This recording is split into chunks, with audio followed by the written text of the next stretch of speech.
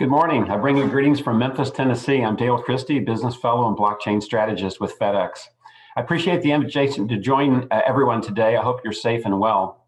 Let's start today with a little history lesson in blockchain. We're all going to get rich with Bitcoin. What's blockchain? Can I sprinkle some blockchain dust on something and it will grow 6 feet tall? 3 of us have a blockchain use case, and we're going to sign non-disclosures and create a consortium. Then we're going to treat blockchain like the internet and immediately monetize it. Sorry, but I still don't understand blockchain. We're going to wait until someone figures out blockchain, and then we're going to jump on board. A smart contract is neither smart nor a contract. My business connects supply and demand. Peer-to-peer technology won't affect us. And finally, I don't mind Coopetition in the blockchain space as long as I don't have to work with other companies. So we've learned a lot in the last few years about blockchain, and yet in some cases we're still learning. I know this is predominantly a financial conference, but again, I'm focused in the enterprise space on the business and strategy side. And so I'm going to head down that path this morning for a little bit. So where does that leave FedEx? We believe, and we've said so since 2018, our chairman spoke in 2018 at Consensus New York with these quotes, with the top quote at least. Again, we think it's going to completely change worldwide supply chains. We also don't think we can put a FedEx logo on it and have the world embrace it. And it's not a matter of altruism on our part, it's a practical matter.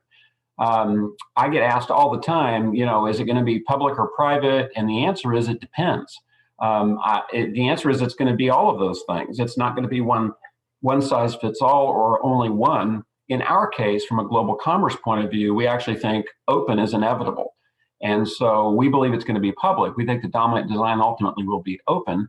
And kind of here's the fork in the road. So if 4 of us sign a non-disclosure, you know, this is like treating it like the internet. If we treated it like the internet, like a lot of people have, like I was kind of jokingly saying a few minutes ago, if we try to treat it like the internet, where we have some smart people and we get a little money and we build a product and put it out there and get rich, we don't think that scales from our point of view. So if you have this fork in the road, 4 of us sign non-disclosures, we get a little money, we build it, that will work. There are good examples of that working, private blockchains and scenarios, and there's certain industries that are relatively small enough from a industry member point of view. If you could get to 50 or maybe even 100 people signing up in a consortia, you could have literally an entire industry in some cases.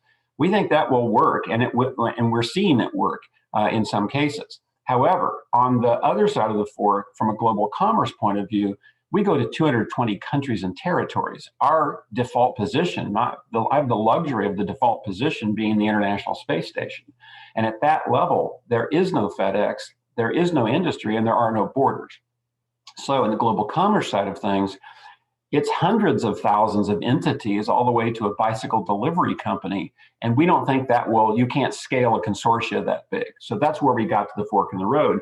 And we also don't think if we built a global supply chain blockchain, our competitors would use us or pay to use it, or vice versa. So again, in that case, our conclusion is for blockchain to be transformative, it has to be bigger than us. And that means we're focused more on the thought leadership side of things. The point of that fork in the road is that if you are still focused on trying to privatize this and treat it like the internet, which we don't believe is the right way to do that in our side of things in global commerce, if you're trying to do that, we actually believe that's slowing down adoption. We think in global commerce, this open model is where it's going to go. And so the more quickly we can get people into this, oh, you're right, it's going to be some layer, some open layer where proprietary things can be added on top of, like an Android phone or other types of examples from that point of view. The sooner we can get people down the open path, the sooner we can actually scale and adopt this technology. And that's what's important here. So if you and I were able to be in the same room, and don't we all look forward to that moment again? This slide gets a lot of nervous laughter in a live room, obviously, but if you think of as a technology, blockchain is not yet very fast. It's not yet very scalable. It's not yet very mature.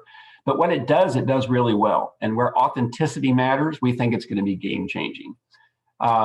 Increasingly, consumers want full transparency upstream for something that they are doing, right? That a transaction, they want to know about sustainability. They want to know about ethics.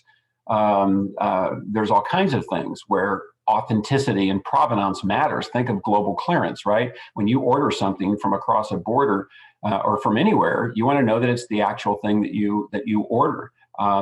And so while from a FedEx point of view, we've got lots better databases, right? Almost every database we have is better than blockchain. But blockchain is the first one that's going to allow us to share data with another company directly, securely, safely, privately.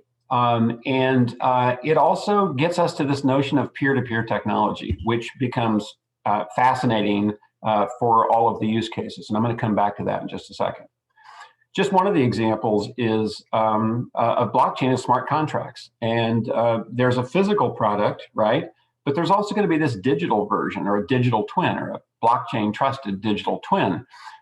Said another way, this is Beth, and it looks kind of odd for me to say Beth as a human, but I could also describe Beth moving forward as a machine.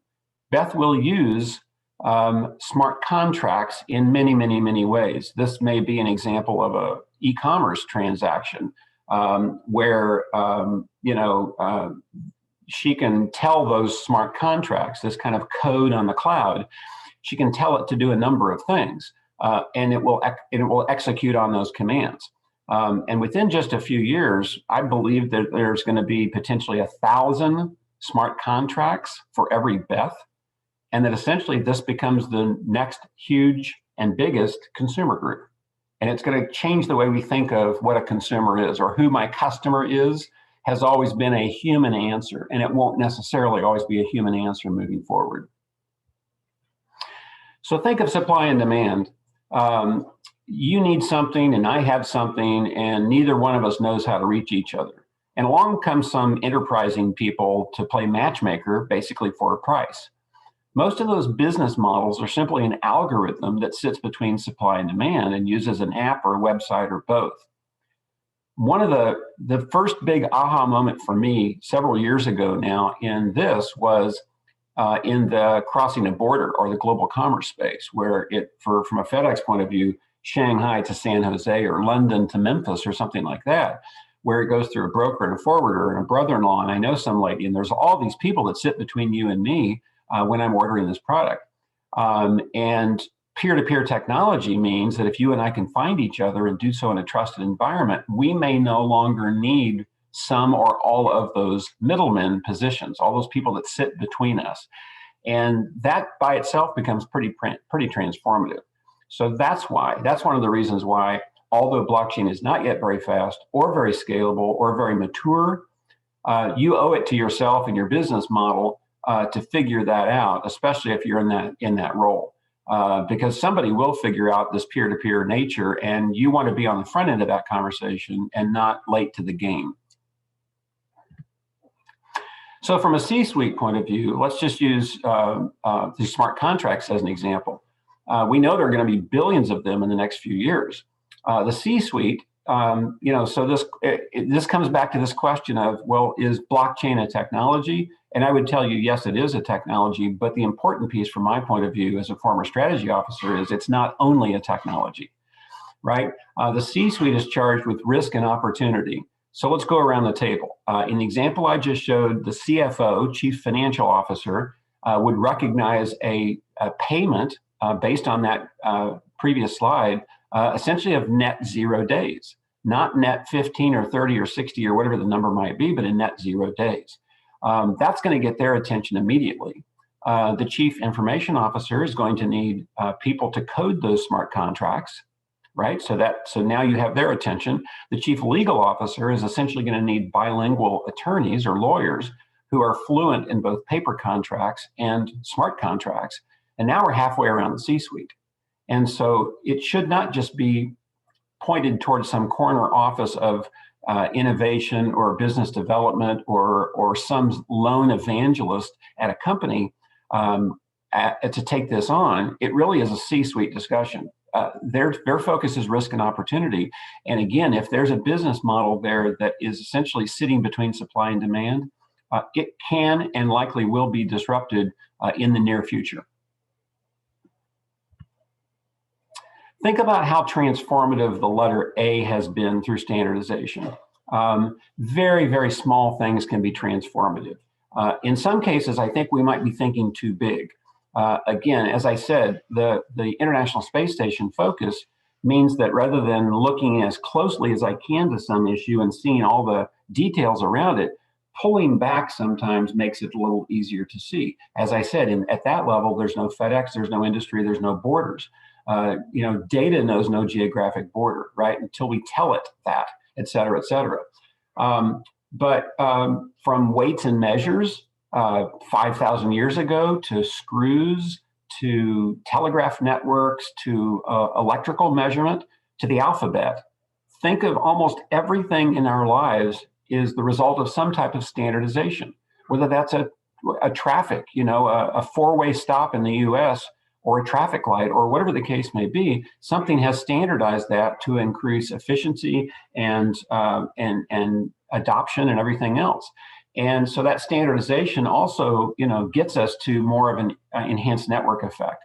The more common, the more people who use it, the more companies who create things around it, all of which leads to, again, enhanced network effects and increased adoption. Not that long ago, you and I, let's say a year, you and I could have been arguing across the back fence about our favorite sports teams.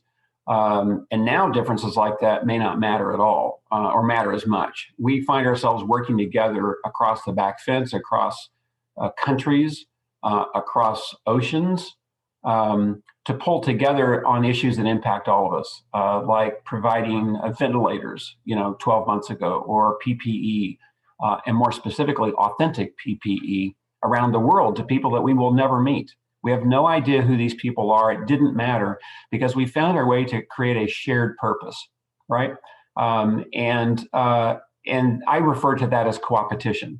I've referred to it now for probably more than 2 years about Coopetition in the blockchain space. But certainly we saw it and we continue to see it play itself out in real time in the pandemic, right? Again, there are people that are around the world that are trying to help each other, and it doesn't matter that they'll never meet. It doesn't matter. What matters is we all kind of pitched in to try to help from that point of view. And so we're seeing that team building, that Coopetition, that kind of shared purpose right now. We think blockchain is going to work the same way, by the way. We believe that all of us will cooperate to develop a non-competitive open source platform on which blockchain will be based. In this case, the point of this slide is that blockchain is on the right. It's this futuristic looking city that kind of looks like Dubai. On the left, here we are with our flag saying blockchain, blockchain, blockchain. And the problem is many of us are trying to jump this canyon. We don't realize it's a canyon. We're just out here saying, well, let's go ahead and do it. What are we waiting for? Well, the problem is there's a canyon between us. We think that there may be a few people that can cross this canyon on their own. Essentially, as we would say in the US, a toll road. You'd have to pay to drive on it. But we don't think many will succeed. We think it's actually going to take all of us. We think it's going to take that Coopetition to actually build the road. If you go back in the early days of the web browser, there were many people trying to monetize a web browser. Now you don't care which website or which web browser I use to get to your website. You just want me there. You want my clicks and my views and my shopping cart activity. And we think blockchain in the global commerce space will be the same. We think it will be this open platform that everybody can cross. And once you get to the destination on the right of this slide, then there will be proprietary layers that will be added to it. And we go from there. Where we can reduce friction across borders, that means delays and costs and paperwork and resources and everything else. We win, our customers win, and global trade wins. And so now, more than 2 years ago, we essentially challenged the US government to mandate blockchain on the horizon. We can't wait for them to do it. They can't wait for us to do it, and we have to do it together. And since that time, we've worked with them on we're working with them on our third, with 2 proofs of concept, and now we're working on a minimum viable product in the e-commerce space. And again, it's just data, but it's authentic data as well. And we believe that that's the future of that. And we've got a close relationship. We've also worked with other US agencies.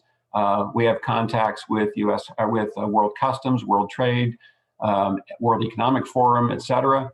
We think we're all going to have to work together to get to this point to the benefit of all. Our chairman made this statement in 1978 when no one was thinking about information or data. Not only was he correct, but the information and technology that we have access today takes this statement to an entirely new level. This is where we get to the concept of a digital twin. And our leaders would tell you that FedEx today is at this unique intersection of the physical and digital worlds, as are represented on this slide. For the first 50 years of FedEx, it's essentially the left-hand side of the slide. For the next 50 years, it's going to be both, and they both play an important role. Yes, we certainly know where the package is on the left. Yes, we certainly want to know, and we certainly want to move that package. But the information about that package has become really, really important. And the concept of the digital twin, especially when you combine it with sensor-based logistics, means that we're collecting billions and billions of data points. And blockchain can provide authenticity around that data. It will then be up to FedEx and other companies to basically turn that data into, data interesting. But if you can turn it into knowledge and intelligence, then you can get to analytics and optimization. And that leads you to predictive models, what will happen, prescriptive models, how can we make it happen? And that's all on the right side of the slide. And so then when we add smart contracts and digital twins, and again, sensor-based logistics and all that stuff, we really have fundamentally changed worldwide supply chains. And that's just as our chairman predicted several years ago, 2018 at this point. Anyway, so this is literally both the history and the future of FedEx and many other companies, we believe. So we're going to do one final recap and we're going to wrap up. Blockchain is actually a thing, and it's a huge thing at that, especially around authenticity. Standards are key to driving this, just like almost everything else in our life. Smart contracts will drive billions of what I call machine customers in the coming years. To create smart contracts, we need to digitize the physical world. And once we do, amazing things are possible. Capturing data is just the start. Then we have to do something with it. We'll have to make sense of it. We think regulatory agencies should embrace this, and even to the point of mandating blockchain on the horizon so we can work together to build it. And for this to occur, you and I need to build the foundational non-competitive blockchain layer through what I refer to as Coopetition. So thank you very much. I'm going to stop sharing, and we'll go to any questions that we have.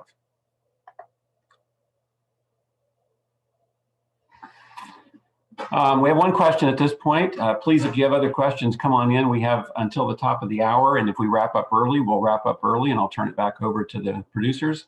How do you see blockchain overcoming the challenges of the silo mentality?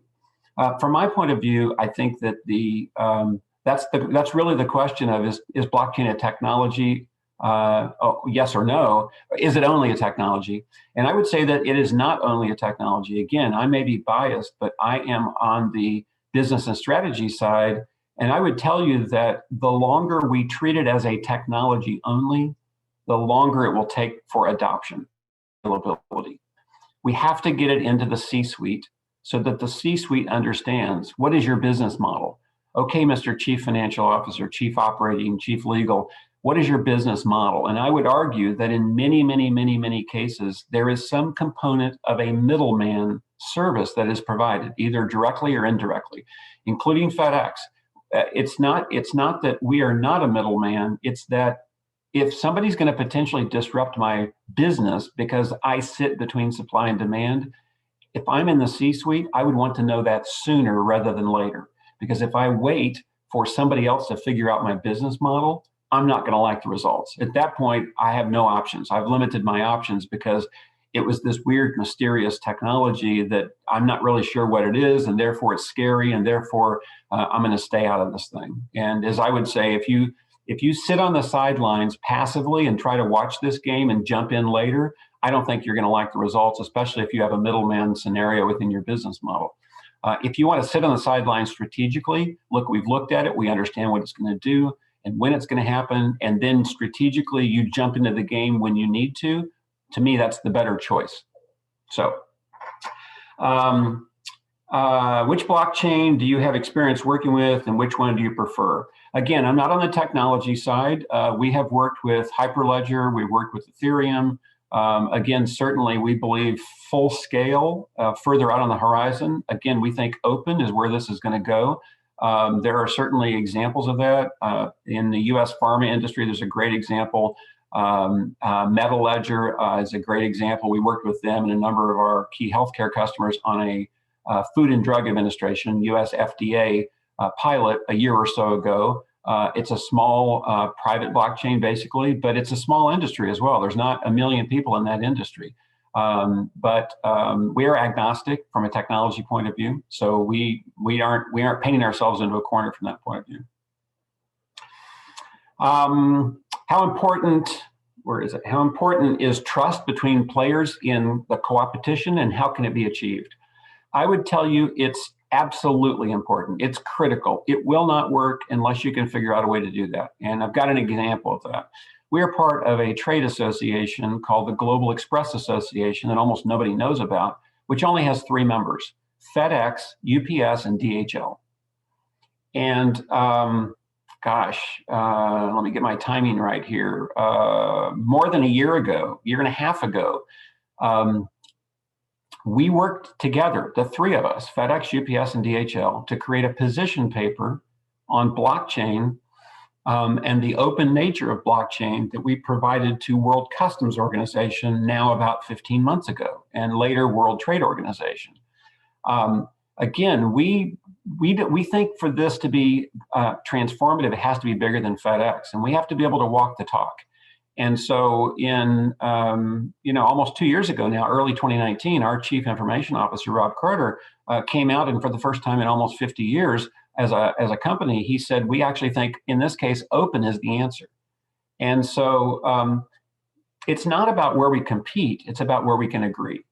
And that's the key thing I actually came up with that statement probably 3 years ago or more, but it just becomes even more important, which is, yes, it's UPS, and yes, it's FedEx, and yes, it's DHL, and certainly we're fierce competitors, and we all go literally around the globe. We all go to every place you can go.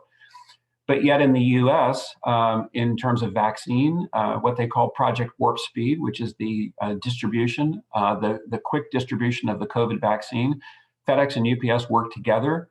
We essentially split the country as to who was going to deliver where. And so it's not about where we compete, it's about where we can agree.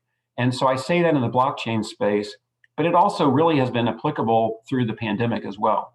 But it's not taught in business school. That's part of the challenge here. It's not taught in business school. It's not taught in your first day of work. Okay, here's how to work with your most fierce competitor. It's not an intellectual property thing. It's not an antitrust thing. Certainly, I had to work through our own antitrust legal group to make sure they understood that that's what I was referring to. Coopetition it's about where we can agree. So where could we agree? We could agree on safety.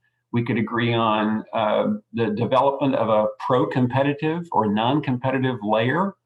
But it certainly is slowing things down. It's absolutely slowing things down because most people are still very hesitant. Well, that's my competitor, and my legal group doesn't want me to do that. And we have to get beyond that. And fortunately, I believe that the pandemic has helped us tremendously in that case, because we've now seen it play itself out in real time.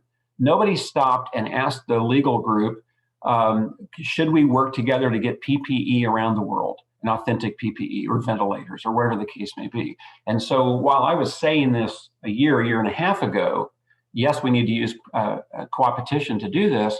Now coming out of the pandemic, and yes, I believe we will come out sooner rather than later, we can't go back to where we were a year and a half ago in terms of our thinking. We've now seen it actually work in the world.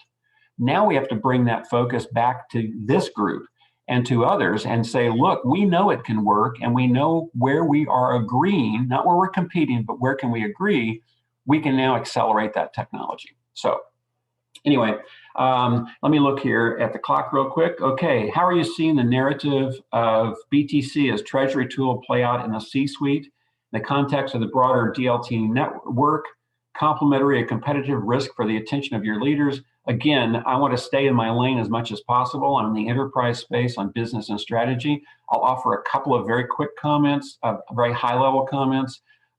Certainly, I'm following a digital currency as well, and I know that's what this group is. But there are far more experts than me on this agenda. So certainly, I believe that this is inevitable. I think once again, people are, and rightly so, being very cautious about it. There are certainly a lot of questions to ask and answer, all the way from, does a digital US dollar ever exist? And if so, under what set of circumstances? My sense is yes, but again, I'm not an expert on that. It certainly, if I pull back and stay with the generic references I've made, it still works the same way, which is, if you think of a peer-to-peer technology and you think of whether that's commerce, global commerce like FedEx, or if you think of a digital currency like a US dollar, the logic is the same. There is still a peer-to-peer nature of this. If the US government came out with a US digital dollar, there would be disruption. It doesn't necessarily mean everything would go out of business, but certainly you could look at that model and say, what does that do to the local bank or the regional bank or the Fed or whatever the case may be? There's a lot of those questions that you'd have to answer, just like you would in global commerce. It becomes really difficult to make the clients understand the importance of blockchain. How do you suggest we do it? I would tell you that, and again, I'm checking, we're down to a couple of minutes here, and I'll take this one and one more question, and then we'll wrap it up here. Again, it becomes really difficult to make the clients understand the importance of blockchain. How do you suggest we do it? I suggest that we don't call it blockchain, or that you minimize the reference to blockchain. I think that, so if you think of what, who, and when, so what is blockchain? Who, 3 years ago, is everybody. The hype cycle around it was everybody, right? And when, that's what everybody's trying to answer. But I think if you line up another one and add one more item to it, which is what, who, you get to the word why. And I think the answer to that question is the answer to your question here, which is, how do you suggest we explain the importance of blockchain? Why are we using blockchain? What is it about blockchain that becomes that? So what are the capabilities of that? So again, if you boil it down, forget the technology. The capability is peer-to-peer technology, right? Peer-to-peer technology is going to do something for your business that you've never had the opportunity to do. It's going to allow you to share data with another company for the very first time ever in a secure way. It's going to allow smart contracts. That's going to affect your business from an accounts receivable point of view, or other examples from that point of view. So I think the way to focus on that is not the technology or the buzzwords. It's the capabilities. It's the what can this type of technology do for you, and how will you apply that? Certainly, it's not a one-size-fits-all. It's not a fast database at this point, but what it does, nothing else can do out there. And so I think it's the capabilities, it's the why that we have to explain. We have to understand that and be able to explain that to our customers. And finally, do you think it will become part of the ERP systems, and how will it change those systems? I believe it already is part of the ERP systems, and I believe it will change these systems, but you could also argue that ERP systems are a middleman. And so you'll have to go down that path and understand that logic as well of, do I need, if you and I can find each other and do so in a trusted environment, do I still need a middleman? And so my sense is ERP systems will adapt, will have blockchain, and I believe they do. Some of the big ones already have blockchain applications. I think the long-term question becomes, do I still need the ERP system if I have blockchain? And I don't think we know the answer to that one yet. So with that, I will turn it back over. It's been my honor to join you today. I wish you great success in the rest of the conference. And with that, I will say good day to you.